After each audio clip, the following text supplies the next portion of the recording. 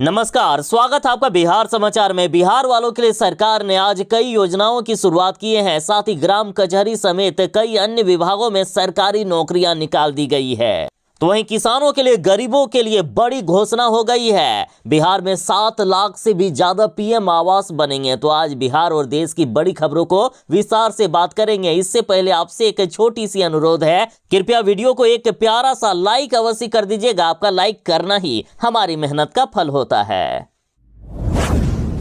बिहार में निकल गई है ग्राम कचहरी सचिव की भर्ती। 12वीं पास अभ्यर्थी इसके लिए आवेदन कर सकते हैं। यदि आप एक अच्छी सरकारी नौकरी की तलाश कर रहे हैं तो आपके लिए आ गई है बड़ी खुशखबरी। बिहार सरकार ने पंचायती राज विभाग में अभ्यर्थियों के लिए नई भर्ती शुरू कर दी है। इस पोस्ट के लिए 16 जनवरी 2025 से ही आवेदन प्रक्रिया शुरू हो गई है। इस भर्ती के लिए लास्ट डेट 29 जनवरी 2025 तक है। इच्छुक उम्मीदवार बिहार पंचायती राज विभाग की आधिकारिक वेबसाइट ps.bihar.gov.in पर जाकर आवेदन कर सकते हैं। बिहार ग्राम कचहरी सचिव की ये भर्ती जिलेवार निकाली गई है, जिसमें भाग लेने के लिए उम्मीदवारों को मान्यता प्राप्त बोर्ड से 12वीं पास होना अनिवार्य है। आयु सीमा की बात करें तो ग्राम कचहरी सचिव बनने के लिए उम्मीदवारों की अधिकतम आयु सीमा अलग अलग तय की गई है। हालांकि आरक्षित वर्ग वालों के पुरुष अभ्यर्थियों के लिए अधिकतम उम्र 37 साल है। तो वहीं पिछड़ा वर्ग, अत्यंत पिछड़ा वर्ग, पुरुष और महिला अभ्यर्थी के लिए 40 वर्ष तय की गई है। बता दें कि बिहार ग्राम कचहरी की ये भर्ती संविदा के आधार पर की जा रही है, जिसमें सेलेक्टेड कैंडिडेट को हर महीने 6,000 रुपया का मानदेय मिलेगा। हालांकि ये भर्ती 12वीं पास के लिए है, लेकिन स्नातक डिग्री धारकों को 10% और स्नातकोत्तर डिग्री धारकों को 20% अंकों की ग्रेस दी जाएगी। तो अपने ही गांव में, अपने ही जिले में नौकरी पाने का एक सुनहरा मौका है। जितनी जल्दी हो सके आवेदन कर दें। बिहार के गरीबों के लिए बड़ी खुशखबरी है। बिहार के गरीबों के लिए 7,90,648 घरों का होगा निर्माण। प्रधानमंत्री नरेंद्र मोदी जी ने दे दी है बड़ी सौगात। देखिए, वैसे तो बिहार में लाखों बेघरों को घर देने के लिए प्रधानमंत्री आवास योजना के लिए नई सर्वे का काम शुरू हो गया है। 10 जनवरी से सर्वे किया जा रहा है, जो 31 मार्च तक चलेगा। बिहार के हर एक गरीबों को सरकार ढूंढ ढूंढ कर निकालेगी। हर एक प्रखंड, हर एक पंचायत में सरकार की टीम जाकर लोगों से जानकारी लेगी कि किनके यहाँ घर है और किनका घर नहीं है। और अब बड़ी खबर है कि बिहार में गरीबों के लिए 7,90,648 घरों का निर्माण होगा। और अब बिहार के डिप्टी सीएम सम्राट चौधरी जी ने बड़ा खुलासा किया कि बिहार में गरीबों के लिए 7,90,648 घरों का निर्माण कराया जाएगा। तो बिहार की गरीब जनता जो नया सर्वे हो रहा है उसमें अपना नाम जरूर ही दर्ज कराए। बिहार विधानसभा चुनाव से पहले नीतीश सरकार का लक्ष्य है कि बिहार के हर एक गरीबों को खुश किया जाए, ताकि ज्यादा से ज्यादा वोट एनडीए सरकार को मिले।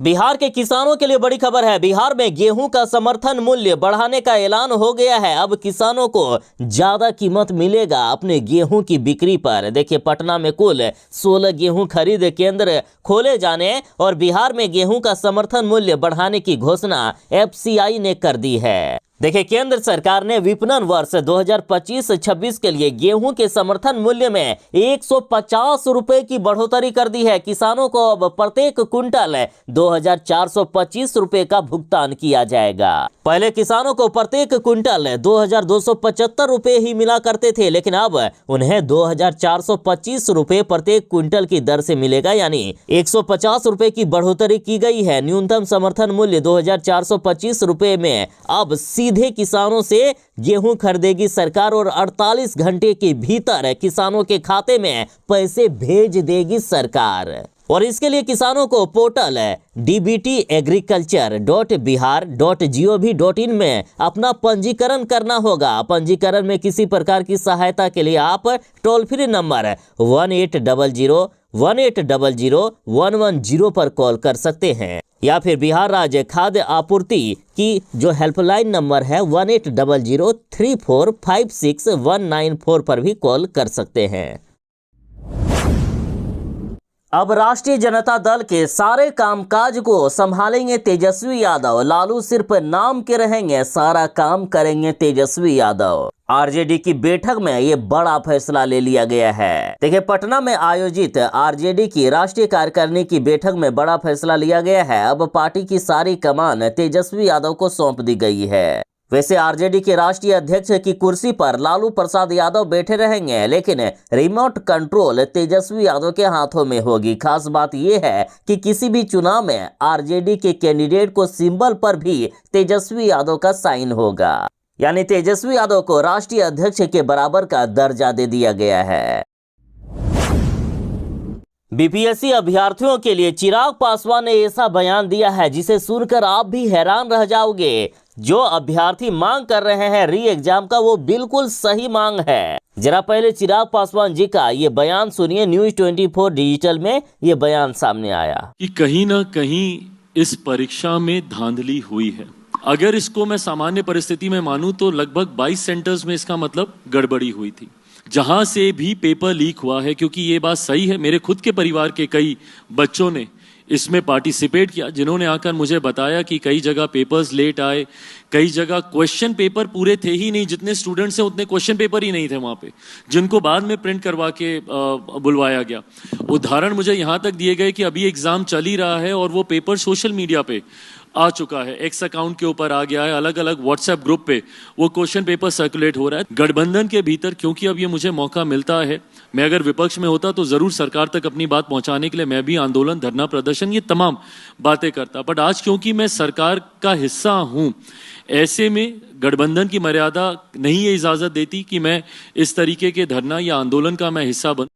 यानी चिराग पासवान जी मानते हैं कि बीपीएससी का पेपर लीक हुआ है, 22 से भी अधिक सेंटर पर धांधली हुई है, खुद उनके परिवार के बच्चे भी प्रभावित हुए हैं। साथ ही कह रहे हैं कि अगर विपक्ष में होते तब आवाज उठाते, अभी गठबंधन में है इसलिए चुप रहना पड़ रहा है। और इसको दूसरे शब्दों में कहें तो देखिए, तेजस्वी यादव ने कहा कि मतलब चिराग पासवान सीधे कह रहे हैं कि उनको छात्रों के भविष्य से कोई मतलब नहीं है। सत्ता में बने रहने के लालच में छात्र तो दूर, अपने खुद के परिवार के बच्चों के लिए भी आवाज नहीं उठाएंगे, अपने परिवार को भी न्याय वे नहीं दिलाएंगे। सत्ता चाहिए बस, कीमत चाहे छात्रों की बर्बादी ही क्यों ना हो, बिहार की बर्बादी ही क्यों ना हो। क्या बिहार में सिर्फ नीतीश कुमार जी को पलटू राम कहा जाए या उन नेताओं को भी कहा जाए जो अपने बयानों से पलटी मारते हैं? देखिए, तेजस्वी यादव इस बार भी कई बड़े बड़े वादे कर रहे हैं, लेकिन चुनाव जीतने के बाद ये अपने सारे वादे भूल जाते हैं। जरा ये न्यूज देखिए। पिछली बार बिहार विधानसभा चुनाव के समय तेजस्वी यादव ने प्रण लिया था, साथ ही घोषणा पत्र भी जारी की गई थी, जिसमें से ये वादा किया गया था कि राज्य के मूल निवासी युवाओं को सरकारी नौकरी में स्थानीय नीति लागू करते हुए कम से कम 85% रिक्तियां आरक्षित की जाएगी और उनके लिए सभी सरकारी बहाली परीक्षाओं के फॉर्म निःशुल्क होंगे तथा राज्य के अंतर्गत गृह जिला से परीक्षा केंद्र तक की यात्रा भी फ्री होगी। अखबार में खबर भी छपाई गई कि डोमिसाइल लाकर 90% बिहारियों को देंगे रोजगार, यानी बिहार में डोमिसाइल पॉलिसी लाकर 85 से 90% पद आरक्षित करने की बात कह रहे थे। लेकिन जैसे ही तेजस्वी यादव सत्ता में आए, जैसे ही इनको सत्ता मिली, उसके बाद देख लीजिए जिले के 1 से 5 तक के स्कूलों में 70% शिक्षक यूपी के मिल गए। तेजस्वी यादव ने अपने वादों से मुकरते हुए बिहार में जो डोमिसाइल पॉलिसी कहीं लागू भी थी उसे भी खत्म कर दिया। यहीं देख लीजिए ना, बीपीएससी टीआरई 2.0 भर्ती के अधीन कक्षा 6 से 8 अध्यापक नियुक्ति में अनारक्षित कुल 1375 रिक्ति में से 1135 यानी लगभग 82.5% पर बाहरी राज्यों के अभ्यर्थियों का चयन हो गया। डोमिसाइल हटाकर तेजस्वी यादव ने बिहार के युवाओं का भविष्य बर्बाद करने का काम किया। तो बताइए, ऐसे पलटी मार नेता के बारे में आप क्या कुछ कहना चाहोगे? मुख्यमंत्री नीतीश कुमार जी ने कहा कि पहले कोई लड़की कपड़ा पहनती थी जी प्रगति यात्रा के दौरान। ये क्या बोल गए मुख्यमंत्री नीतीश कुमार? बेगूसराय में प्रगति यात्रा के दौरान बिहार के मुख्यमंत्री नीतीश कुमार जी वह कह गए जो शायद उनको नहीं कहना चाहिए था। मुख्यमंत्री जी ने कहा कि पहले लड़कियां कहां कपड़ा पहनती थी, लेकिन अब कितना बढ़िया हो गया है। बेगूसराय में जीविका दीदियों से मुलाकात के दौरान मुख्यमंत्री नीतीश कुमार जी ऐसी बात कह गए जिसे सुनकर वहां मौजूद सभी लोग हैरान रह गए। मुख्यमंत्री की बात सुनकर वहां मौजूद मंत्री विजय कुमार चौधरी और सम्राट चौधरी भी असहज होने लगे और किसी तरह से बात को संभाला। जरा पूरी बात सुनिए कि मुख्यमंत्री जी ने क्या कहा। मुख्यमंत्री जी बोले कि पहले कोई लड़की कपड़ा पहनती थी जी, अब कितना बढ़िया हो गया है, सब कितना अच्छा कपड़ा पहन रही है और बोलती कितना बढ़िया है। पहले नहीं बोल पाती थी, अब बहुत अच्छा है। मुख्यमंत्री नीतीश कुमार जी ने विवादित बयान देते हुए कहा कि पहले कोई लड़की कपड़ा पहनती थी जी। जरा मुख्यमंत्री जी का ये बयान सुनिए। कोई कपड़ा पहनती थी तब कितना बढ़िया हो गया, सबका कपड़ा भी अच्छा पहनती है। अब बोलती कितना बढ़िया, पहले नहीं बोल पाती, बहुत अच्छा है। तो इस पर तेजस्वी यादव ने कहा कि नीतीश कुमार जी ने पूरे बिहार की महिलाओं का सर झुका दिया है। नीतीश कुमार के बयान से घटिया और शर्मनाक बयान कुछ हो ही नहीं सकता है। तेजस्वी यादव ने कहा कि मुख्यमंत्री नीतीश कुमार जी के महिला विरोधी, निंदनीय और आपत्तिजनक कथन से अधिक निम्न स्तरीय और कुछ नहीं हो सकता है। नीतीश कुमार जी को बिहार की सभी महिलाओं से माफी मांगना चाहिए। हालांकि उनके घटिया बयान की कोई माफी नहीं हो सकती है। और इस पर राष्ट्रीय जनता दल ने कहा कि लड़की पहले कपड़ा पहनती थी, मस्तिष्क पर नियंत्रण नहीं है नीतीश कुमार जी का, जीभ पर नियंत्रण नहीं, पार्टी पर नियंत्रण नहीं, सरकार पर नियंत्रण नहीं, तो बिहार का नियंत्रण इन्हें क्यों सौंपा जाए। बिहार वासियों और आपके बच्चों के भविष्य की जिम्मेदारी को थके हुए अनियंत्रित मुख्यमंत्री के हनक और सनक को आखिर क्यों सौंपा जाए।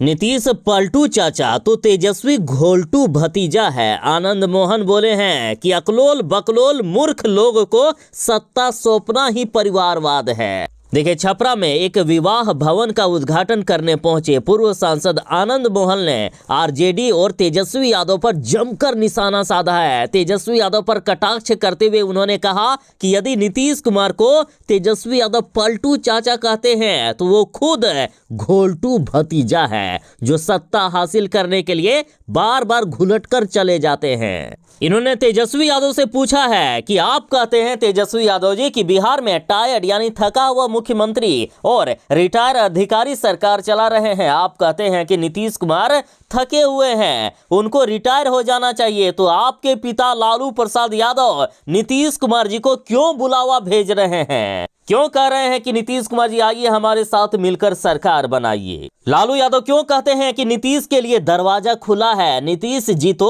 आपके पास अर्जी देने के लिए नहीं आए हैं, महागठबंधन के शीर्ष नेता ही उनको बुला रहे हैं, आपके पिताजी ही बुला रहे हैं, तो घोलटू राम कौन हुआ। यदि आप नीतीश कुमार जी को पलटू राम कहते हैं तो असली घोलटू राम आप हैं, जो घुलट कर बार बार जाते हैं नीतीश कुमार के पास।